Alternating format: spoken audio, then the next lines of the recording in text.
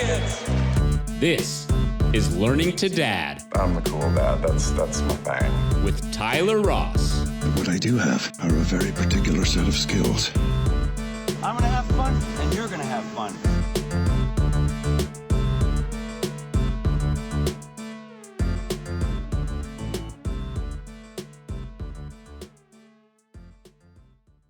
Hi, and welcome to Learning to Dad. My name is Tyler Ross, and I am pumped to be here with Joel Garreau today, one of my favorite people to talk to. Thank you for having the conversation with me. Right, exactly. That's nothing wrong with this conversation. The little tequila won't cure. That's right. And seeing as, what do you think, it's 90 degrees outside, this Yeah. might go to our head quickly. Exactly. So this could be a fun, but we are on location, too. I'm usually at my office, so Right.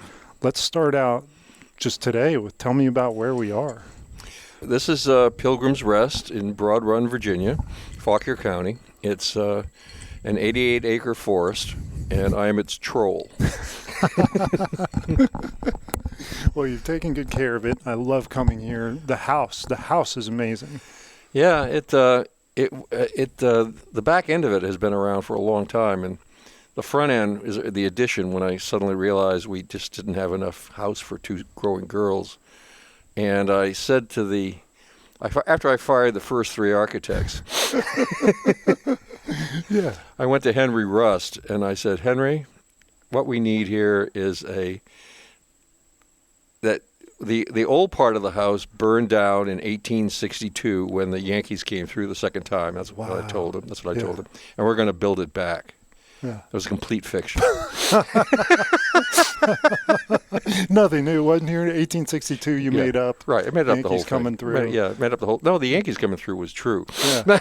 Have you done- But everything else was Has there been any metal people call you and ask about Oh yeah, detect and stuff oh yeah, here? plenty of that. Yeah. And So this is anyway. So we tried to make this place look like it grew here, Yeah. and It feels that way. yeah, thank you. Yeah. That's what I like, yeah. It's better than being under a bridge. That's right.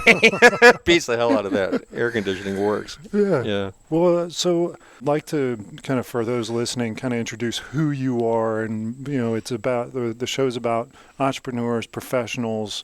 And so some background, I could go on and on. Books, writing, talks, all these things. But how would you describe your own professional self?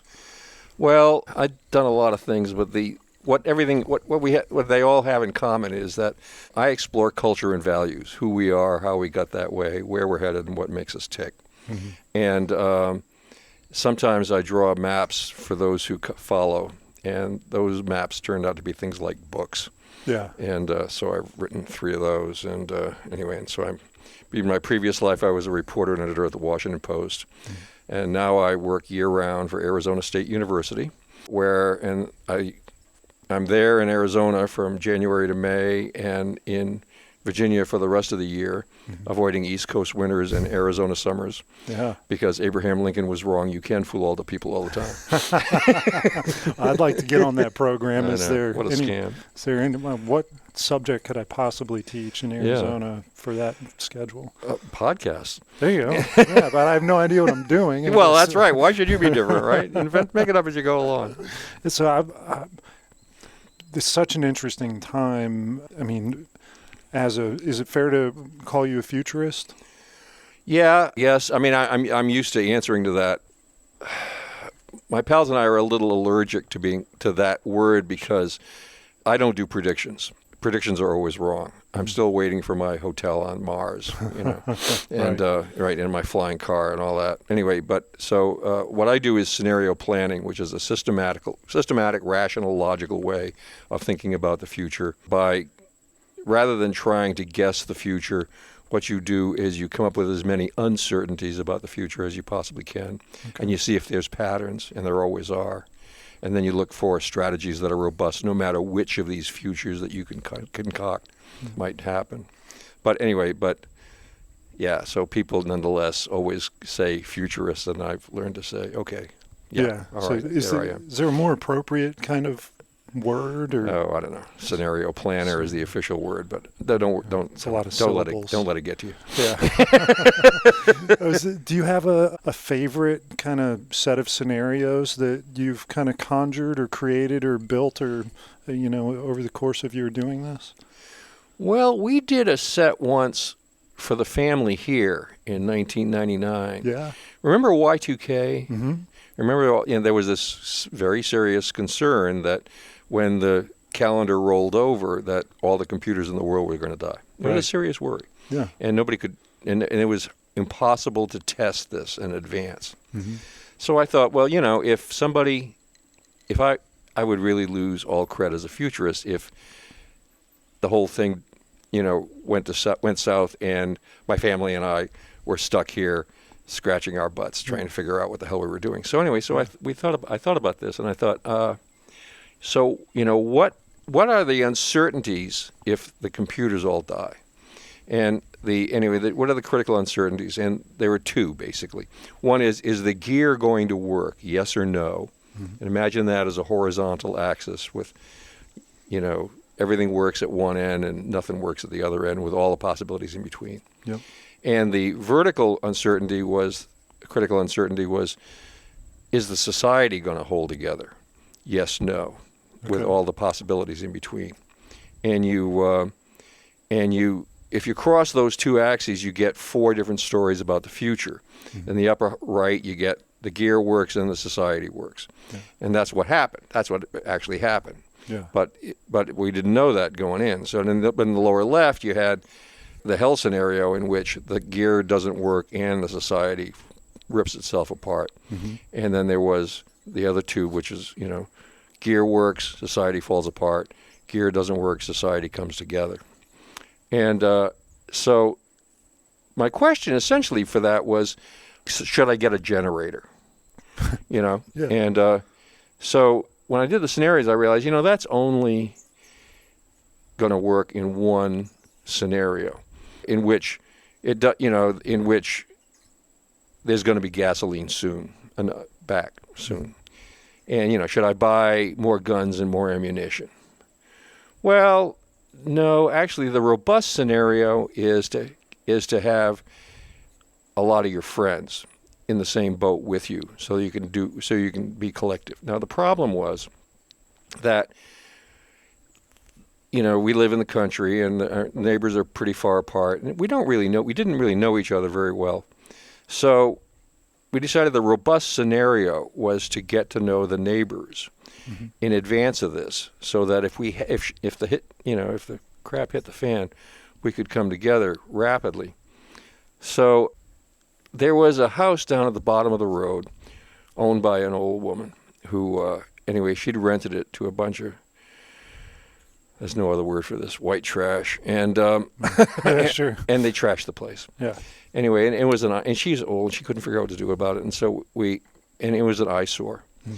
So Adrian decided to bring the neighborhood together to say, let's spend a Saturday cleaning the place up for the old woman. And but her real agenda that she didn't tell them, her real agenda was for the neighbors to get to know each other and to know more about each other, just in case Very clever. We had to come together on January 1st in one big damn hurry. And it worked. Everything went well, but it was robust even in the scenario where everything went well, because to this day the neighborhood is much more together mm-hmm. than it ever was before, and we plow each other's driveways, and I discover that there's a whole bunch of people in the country with amazing capabilities, like portable welding and stuff like that. You never know when that's going to come in handy. Yeah, sure. It's a Y2K type scenario, 9/11 potentially. Yeah, anything. It feels delicate. Yeah, exactly. If the world ever begins to get uncertain, we're ready. Yeah, I could sell your house in the apocalypse if need be. There you go. I bring skills. There you go. That's right.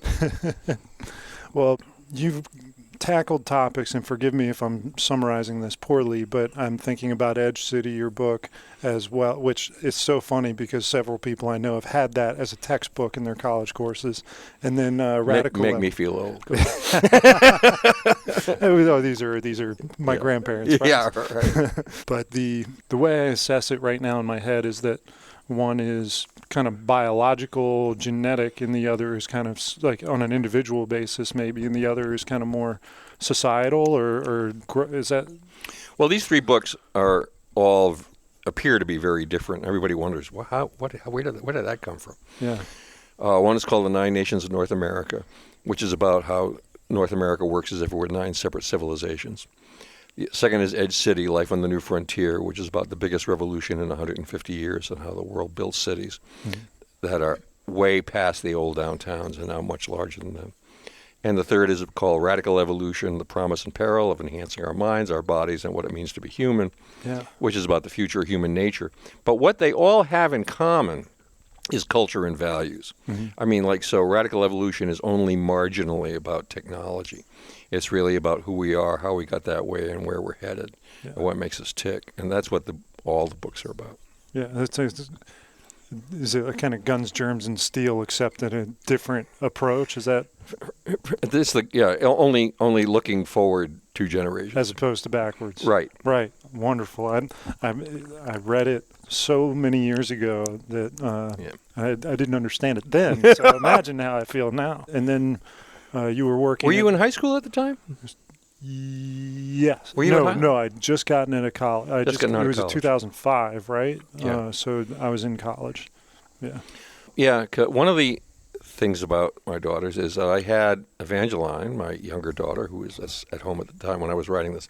I had her read these chapters as I was writing them because I wanted to hit the audience that what I call the 3 I's for intelligent, interested, and ignorant of the subject at hand. Okay. And it pays to have, when you do that, to have a specific person in mind that you're writing to. And so I wanted it to be read by like a smart high school senior. I didn't want it to be over their heads. And stuff that explains why I didn't fully grasp it. So it took you to senior year of college. Okay, well, you're a slow learner. So I got invited to Highland one time, to our local high school, and a bunch of kids had read it, and I thought, I'll be damned, it worked. Yeah. Every helped shape that book, and it worked. That is awesome. That is really, really amazing. And we'll get into your kids too. Both of whom I can't speak more highly of. They're both so smart. And Ryan says that Simone is one of her favorite people on the planet, if not her favorite person on the planet. Wait till we start talking about Nigeria. Oh yeah. I can't wait to hear some of these stories. Yeah. But I want to be patient, and I want the people listening to be patient because they will be worth it. But I want to talk about your professional arc. Like, where did you go to college? What happened then? Where'd you grow up? I grew up in Pawtucket, Rhode Island, which is the first town in North America with a factory in 1793. Really? Yeah. Yeah. And the first town in North America with a polluted river next to the factory in 1794. Yeah. It's an old-time New England gritty city. Mm-hmm. And anyway, except for the Boston Reds, the Pawtucket Red Sox. Yeah. AAA ball team. Yeah. That's its major claim to fame. But anyway, I wanted to get out of there as fast as I could, and so I went to one of the big mistakes of my life. I ended up going to the University of Notre Dame, and from which I never got a degree. So here I am now, a college professor at ASU, and I don't have a degree in anything. Yeah. Not even a BA. Yeah. So so like I said, Abraham Lincoln was wrong. You can't fool all the people all the time.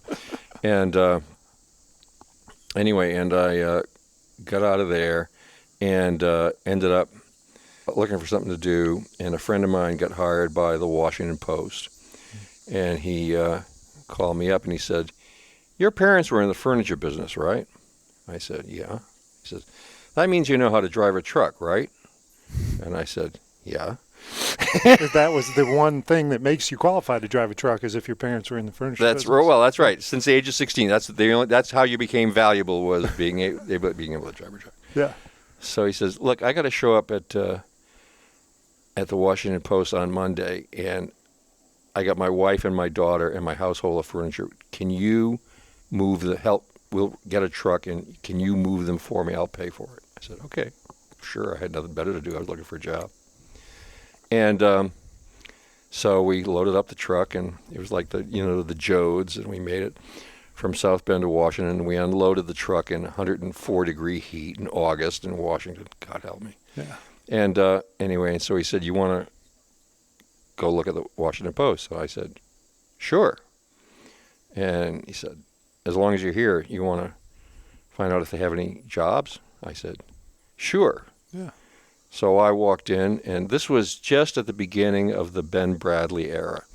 Ben was he was just the new editor, and he was the guy who made the Washington Post what it is today, with the Pentagon Papers and Watergate and the whole deal. Okay. And it was just ramping it up. And so they were hiring enough people with the right number of arms and legs, basically. And so I walked in the door, and they said, okay. And I missed one step, which is that I had, at the time, I had hair down to here, and hair and a beard down to there.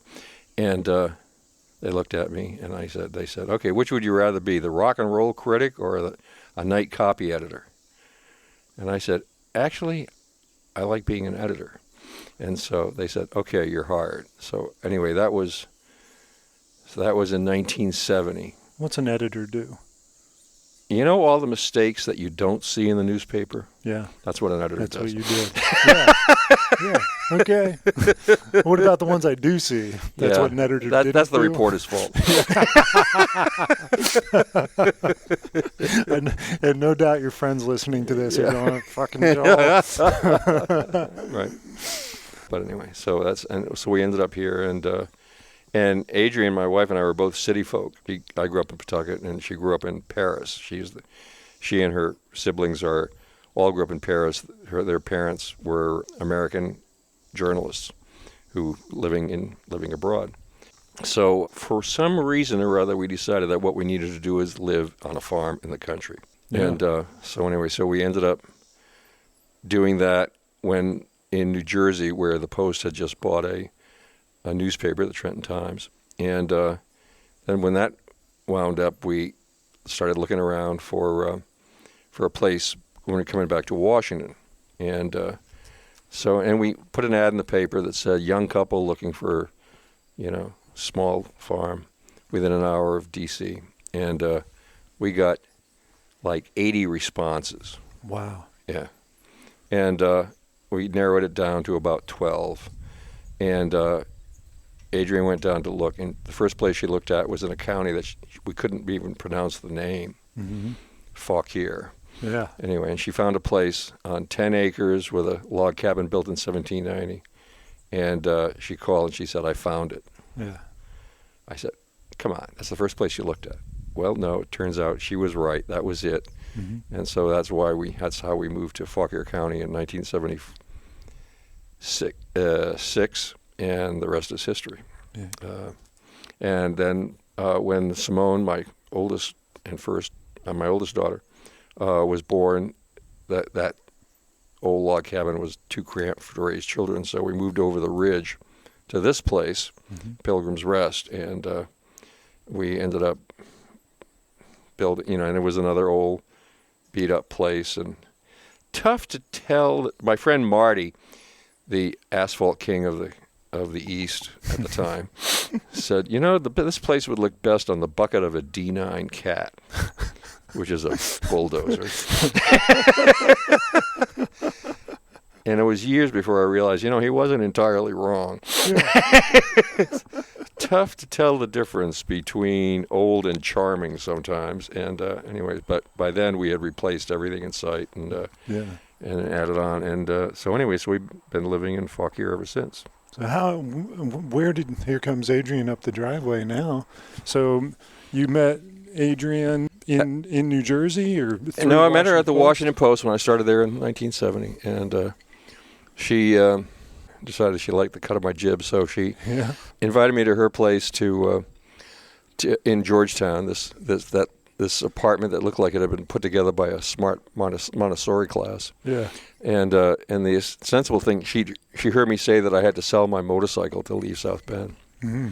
So she said, my ex-boyfriend is selling his bike. Do you want to see it? So I said, okay. So I went to Georgetown and took one look at it, and it was not at all what I wanted. But one thing led to another, and then she made me lunch, and she said, you want lunch? And I'm hungry. And I said, sure. And so she went to the refrigerator and opened it up, and the only thing in it was a black lump and a couple of eggs. And she opened up the freezer, and there was a crusty gray clump of ice. And she said, oh, lunch. Okay. But anyway, she grew up in France. So she took the black lump, and that turned out to be a perfectly ripe avocado. Yeah. She took the block of gray ice, and that turned out to be shrimp. And she took the eggs, and she made mayonnaise from scratch with a French whisk. And I'd never seen anything like this before in my life. I thought mayonnaise required an industrial process the size of New Jersey, But anyway, so she made the mayonnaise, made the shrimp, put it in the avocado, and she said, lunch. And I was in love. I said, this is why I came to Washington. It's the perfect embodiment of what they say. The way to a man's heart is through his belly. It was, absolutely, yeah. And so that's the story we tell the children. And there's a part, and it's true, but it's not the end of the whole thing. And we've spared them for what happened that afternoon. Well, I'm going to assume that they'll take the time to listen to this, so I won't pry any further, exactly. And I'll let the imagination of the audience take hold. So you're at Washington Post, you meet Adrian, you guys get together, stay together. Did you get married pretty quickly, or? No, that didn't happen until 1976, but we lived together practically from the beginning. And how long did you stay at the Washington Post? 39 years. And you went from night editor. What was the evolution of that?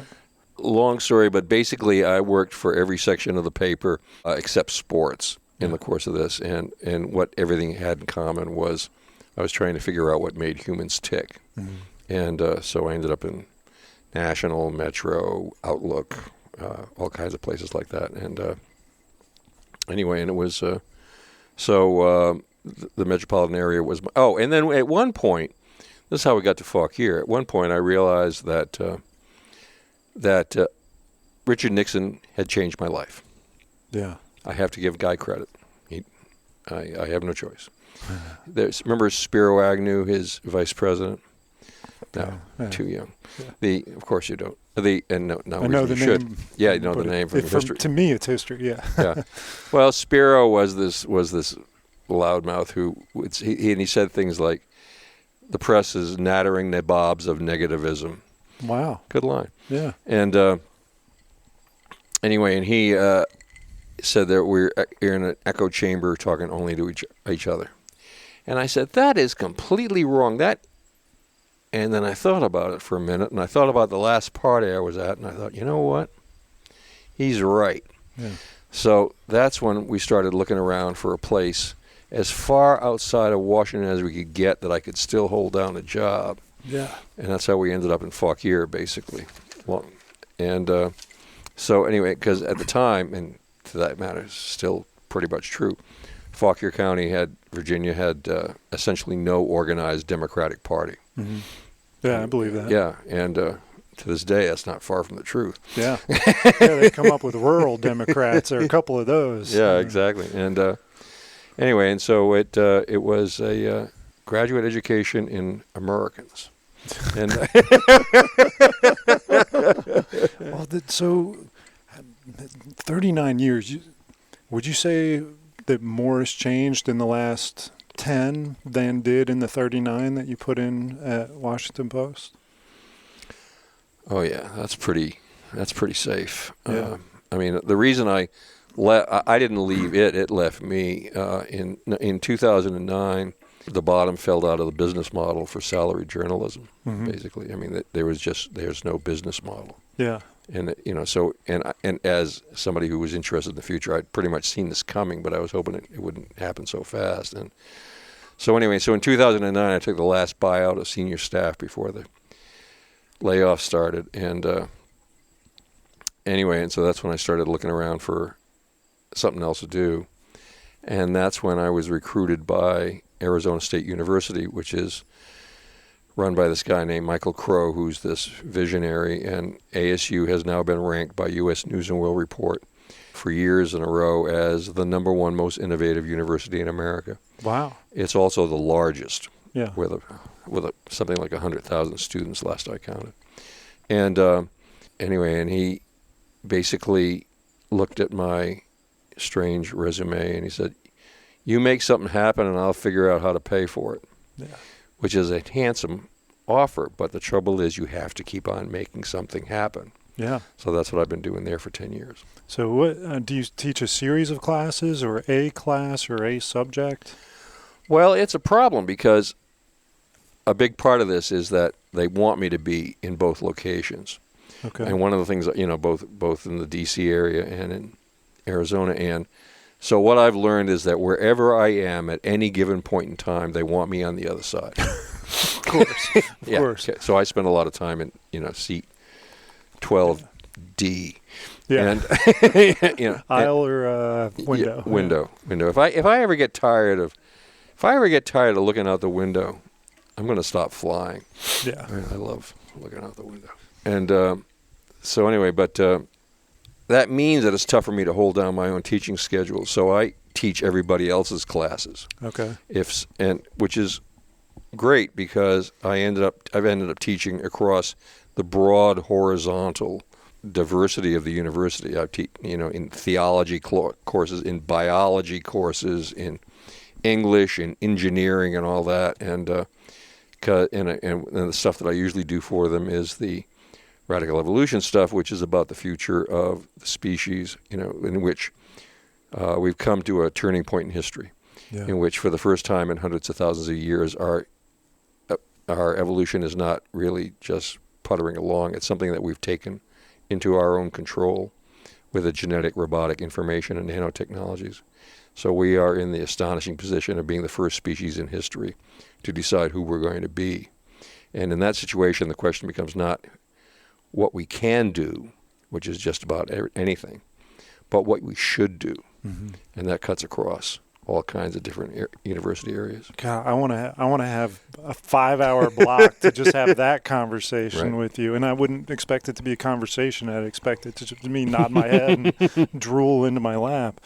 So I can only imagine that topic was kind of the end of the funnel from the Washington Post experience. But over those 39 years, did you have a particularly favorite topic or subject or series that you wrote about and covered that was most stimulating?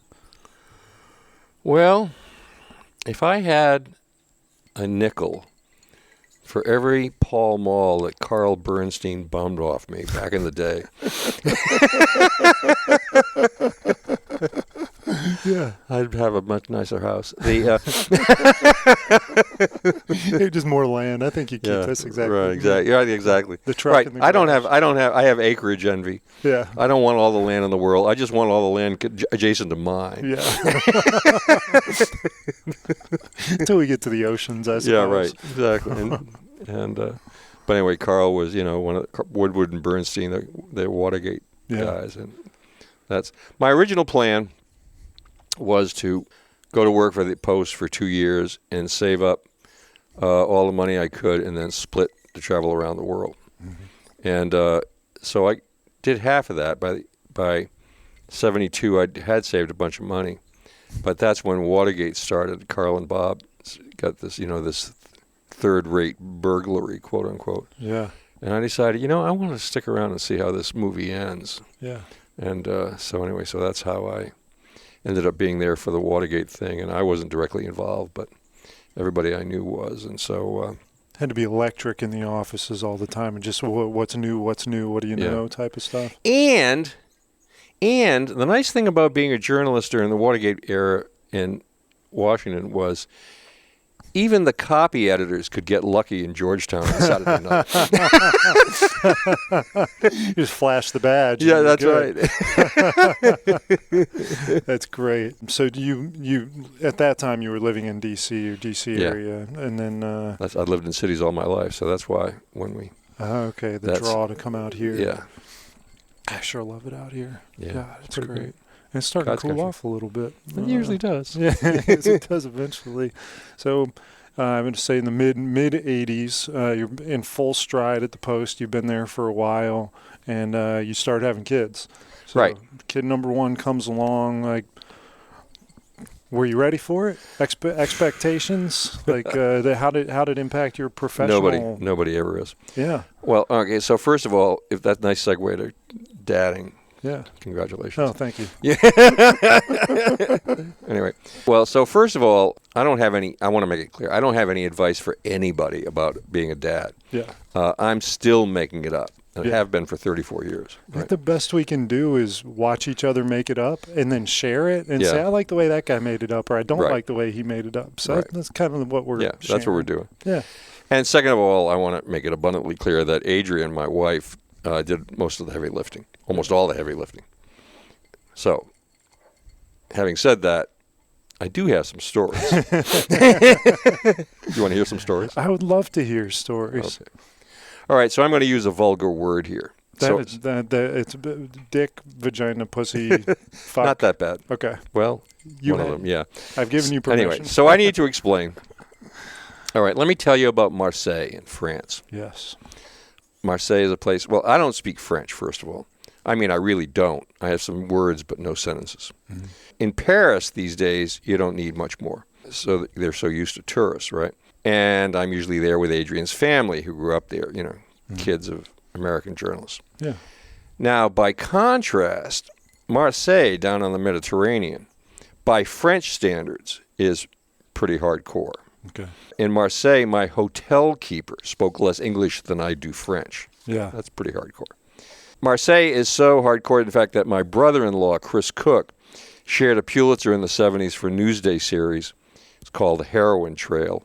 Wow. And the reason he was involved in it is because he could speak French like a Marseille thug. That's Wow.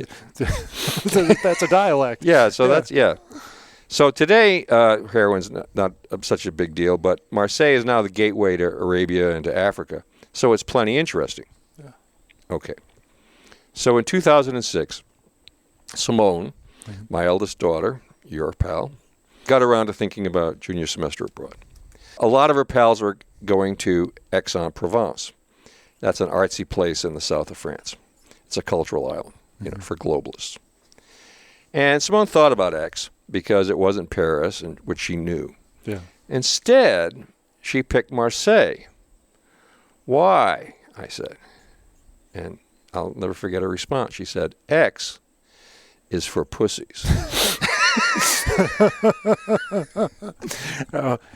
That speaks volumes. I know, really. I've always admired that line. That's one of those lines you never have to write down. You're not going to forget it.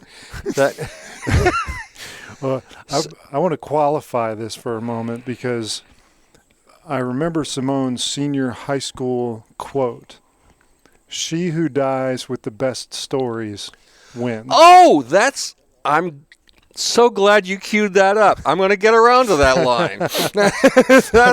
I'm so glad you queued that up.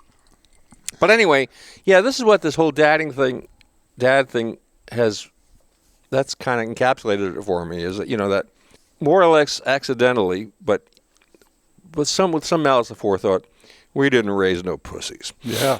No, you did not. You certainly did not. So anyway, for example, it's a tough place to be a foreign woman with no family. Mm. Yet both Simone and my younger daughter, Evangeline, they both ended up working there, all by themselves.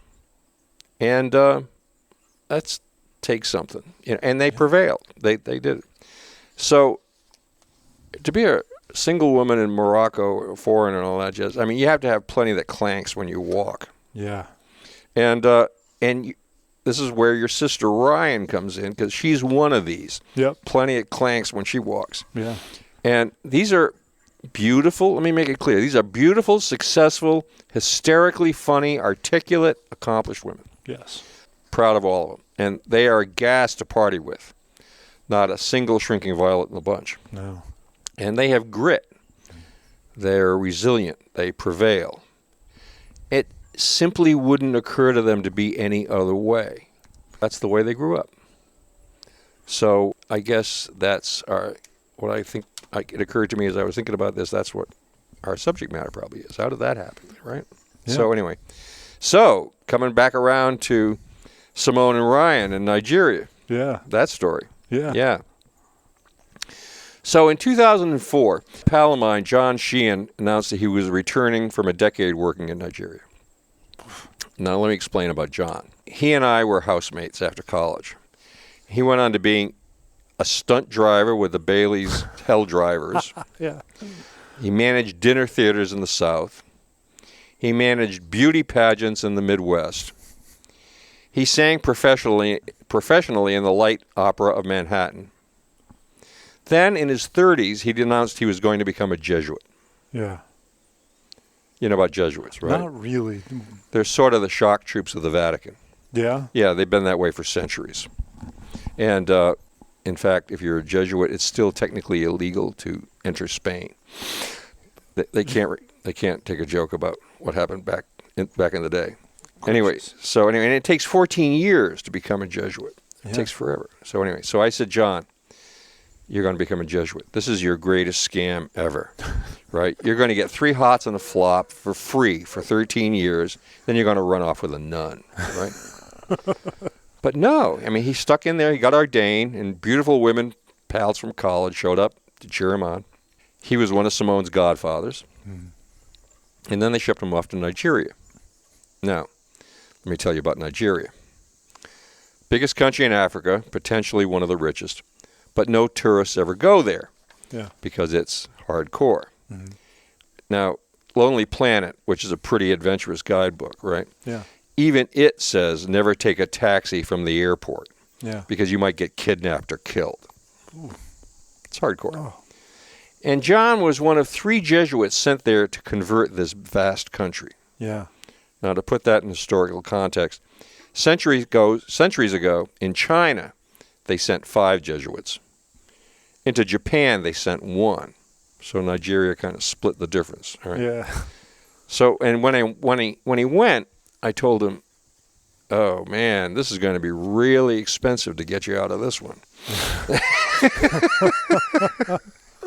Anyway. Well, you just send $2,000 down, and then they'll send you $25 million back. Yeah, no, I was thinking about having to buy a Soviet helicopter.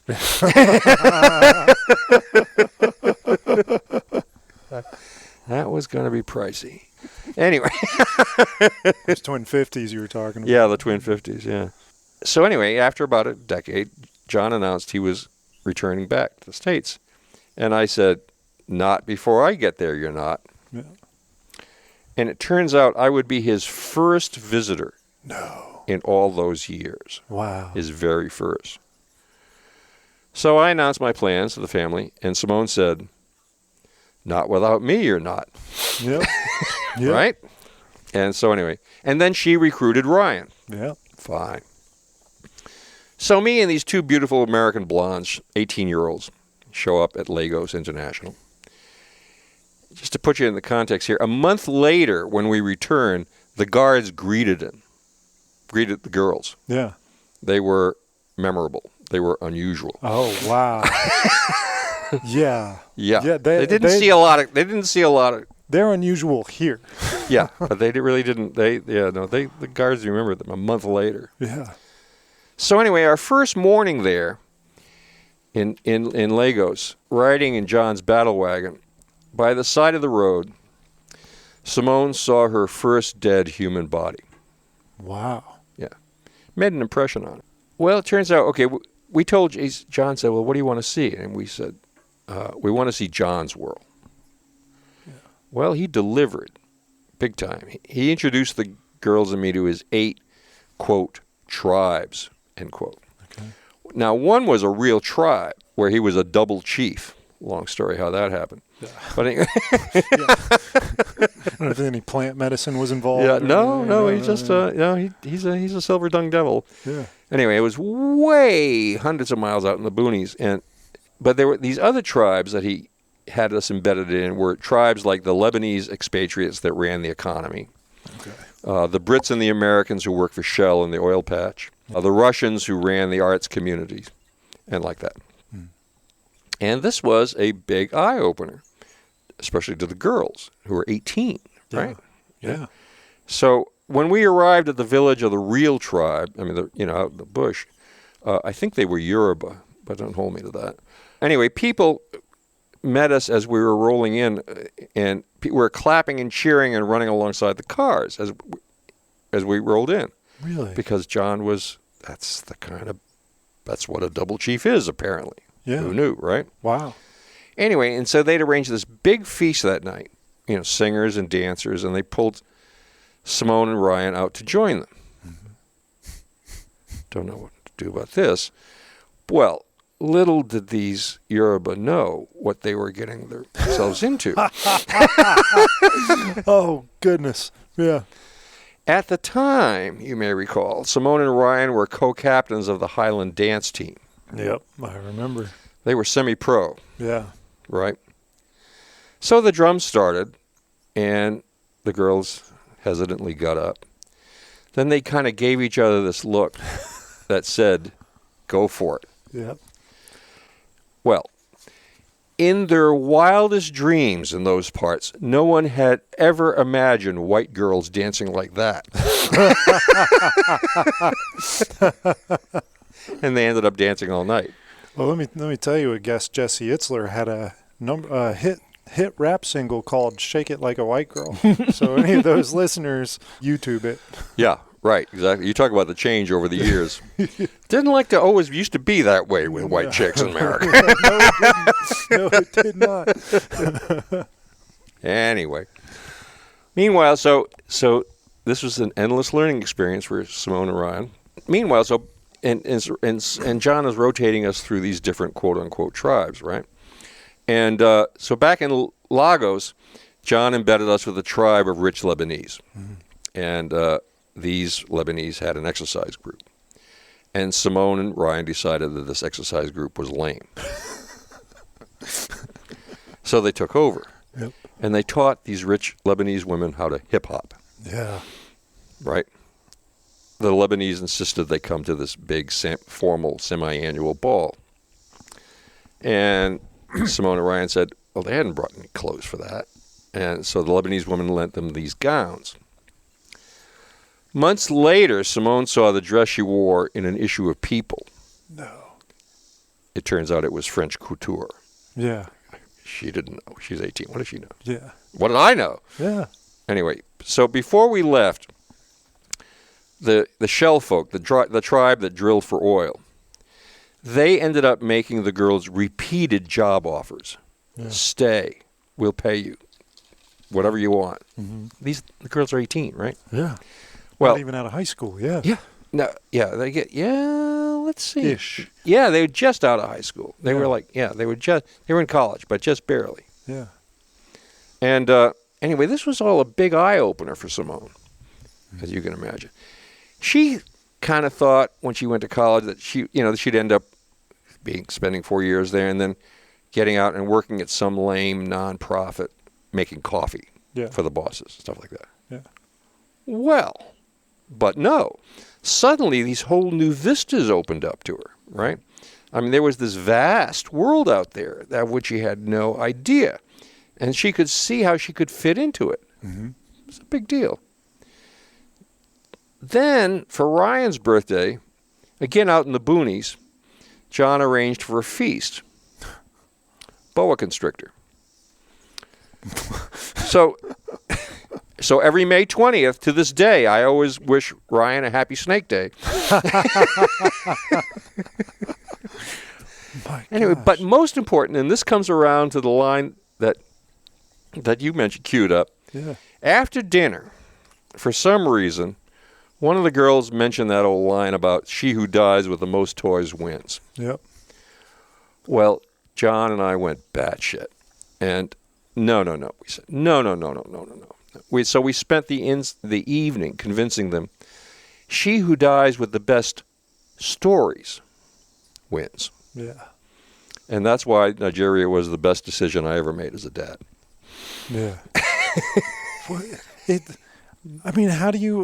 How on earth does somebody, you end up with qualities or characteristics and experiences that no one else, such a small group of people have had. That makes you extraordinarily unique.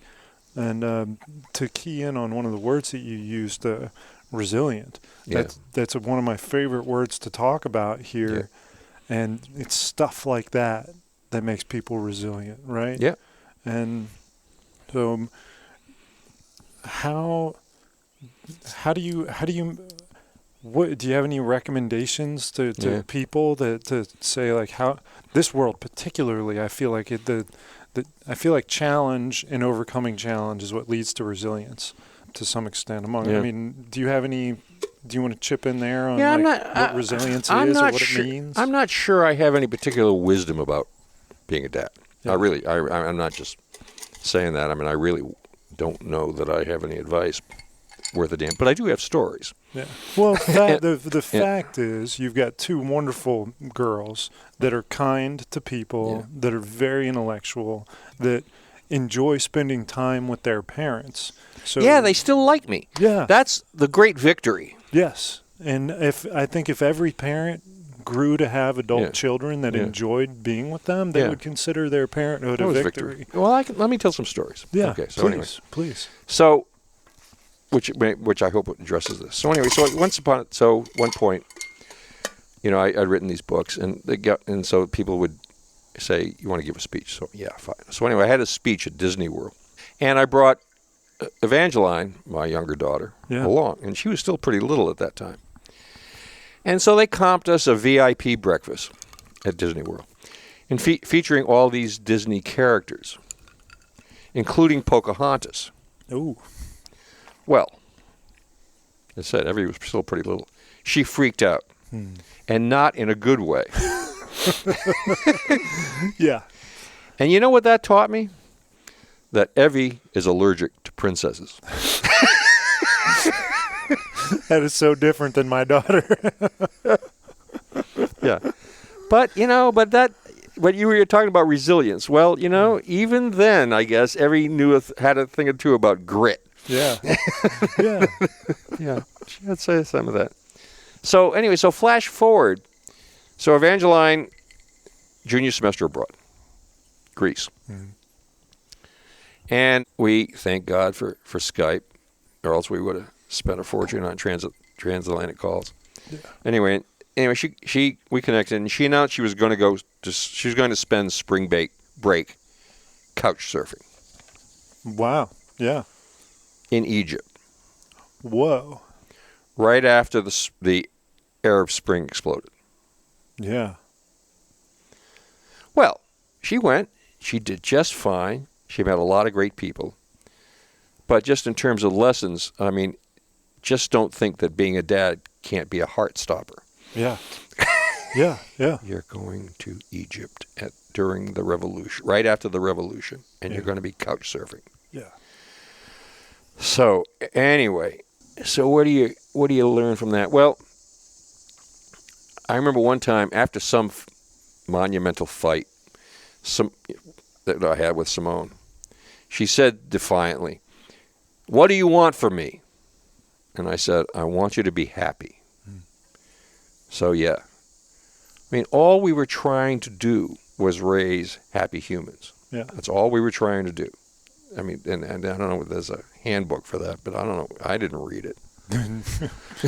That's why we're having this conversation, right. Trying to figure it out. Yeah. But the rest is just the way it worked out. Mm-hmm. And if you aim at that, if you aim at producing happy human adults, then you might get as a side benefit the fact that you end up with daughters who prevail. Yeah.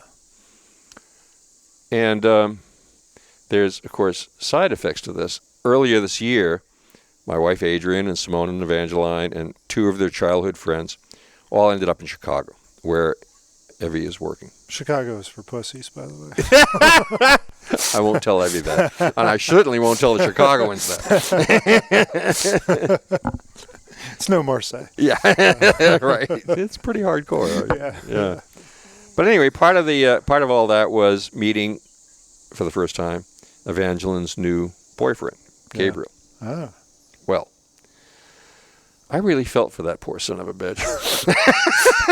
Never met him before and didn't know a thing about him. But I mean, this was his first exposure to the extended family. I mean, and this crew of women this is all grit, right? Yeah. This is all prevail. And I thought, poor bastard. but it went great. Everybody got along fine. And one thing Gabriel learned, though, I'm sure, was that Evie was not a runoff. No. She's not a one-off. She never surrounded herself with pussies. Mm-hmm. They were all like this. Yeah. And so somebody once, I'll never forget, I mean, there was some study once that said that people learn more from the kids they associate with in school than from their parents. It wouldn't surprise me. It makes perfect sense to me. Yeah. And, just seeing how these, and so, of course, this is a real big argument for making sure that your kids are surrounded by a superior class of weirdos. Yes. Yes, indeed. And whether it's, they say if your hands aren't on your kids, somebody else's are. Right. So you got to make sure that yeah, so it matters. I mean, the things you can control, like where they go to school and stuff like that. It's about. Yeah. It's not. The school is important. Yeah, sure. But no, it's about them picking the right circumstance in which the ocean in which they're going to swim. Yeah. Just picking the right ocean. Anyway, there was one time. I think it was Evangeline who once asked me whether I ever regretted not having a son. And that question, that had never occurred to me before in my life anyway. But yeah, when Simone came along, the first child, I had a wise old pal named Bill Grider who told me, you already know what it's like growing up to be a boy. Mm-hmm. Now you're going to learn what it's like growing up as a girl. And it's a whole new adventure. And wow, was he right. Yeah. Anyway, so finally, I tried to answer Evie's question, and I said, I think I'm reasonably in touch with my inner chauvinist. But honestly, that thought has never crossed my mind. I was talking to Simone. I mean, this has been a great adventure having these two girls. And I was talking to Simone before this interview, and she said, I said, what am I going to say? And she said, quote, I think, at least for me, it was always assumed that I had the intelligence to hold my own, travel, contribute to the program.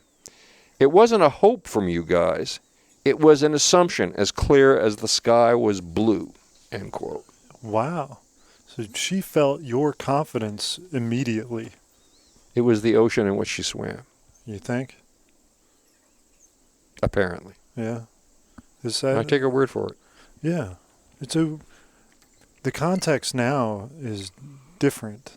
Do you think that a parent, or you think it's a hypothetical, but if you were raising kids now in this environment, would you think you'd feel comfortable letting them have experiences or encouraging experiences like Marseille or couch surfing in Egypt?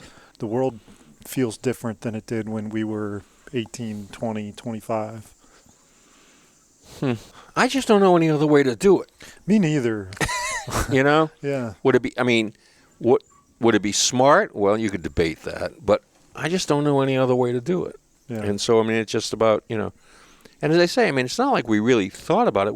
It was this embedded assumption that they were smart, or they wouldn't be here. I mean, and that they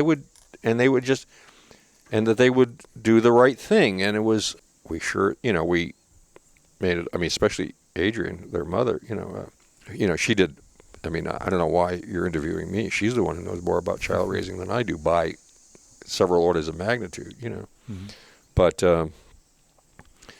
but it's just the embedded assumption. I mean, and I guess it's part of the life you live and the experience you convey. And I mean, both of these girls have got. I thought I had the worst case of wanderlust in the history of the 20th century. Back in the 70s when I was working at the Post, and I had this deep burning thing about seeing America. Yeah. And that's and I ended up with a job on the national desk as what was officially called the chief of domestic correspondence. Wow. But what everybody at the Post called it at the time was, quote, the out-of-town job. Yeah. Right? Now, how Washington is that, right? Everything from Fauquier County to the Pacific. Yeah. Out of town. It just tells you how insular and isolated Washington was. Mm-hmm. So anyway, it became my mission to bring the great out there into this backwater of Washington and say, not only is the future out there, but it's coming to get you. And so I was the mouth of the funnel for a couple of hundred reporters. Some of them were bureau chiefs and some were roving correspondents. But a lot of them were stringers, which meant people who worked for newspapers in the great out there who would freelance to us and call us with stories and stuff like that. Anyway, and so... you were their POC for that, their point of contact. Yeah, I was the mouth of the funnel for all that. And every day we had to produce a report on the great out there. And so on the one hand, this was great. On the other hand, I was just dying because I wanted to be out there and not on the wrong end of the telephone, not under the headset. Right. So, and we had this problem in that, so our major competition was the New York Times and the Wall Street Journal. And they just had us totally outgunned. They had more money and more staff and more everything than we did. So we realized that the only way this was going to be a really miserable 3-year hitch unless we figured out some advantage. So we figured out we had to outthink them. And thus was born the 9 Nations of North America, which finally turned into my first book. And what this is about, this was about guys, my reporters, drawing lines on cocktail napkins. Yeah. Yeah. That was saying. I love that. Yeah. Yeah. They're saying, look, it doesn't work the way you were taught in grammar school by Sister Mary Holywater. It's not 50 states and 3 countries. It really and truly, this acts as if this was completely different places that paid no attention to state boundaries or national boundaries for that matter. And yet they're there. You can see them, you can taste them, you can hear them on the radio. They exist. It's real. And the people who ignore this are going to lose power and money and influence. And so anyway, we ended up, early on, we ended up doing our first big hit on this, which was a series called Mex America. And it said, look, there's this place from Los Angeles to Houston and from San Luis Potosí, Mexico to Denver. And it's unlike any other part of the country. It's the place where that is becoming the center of power, money, and influence in the continent.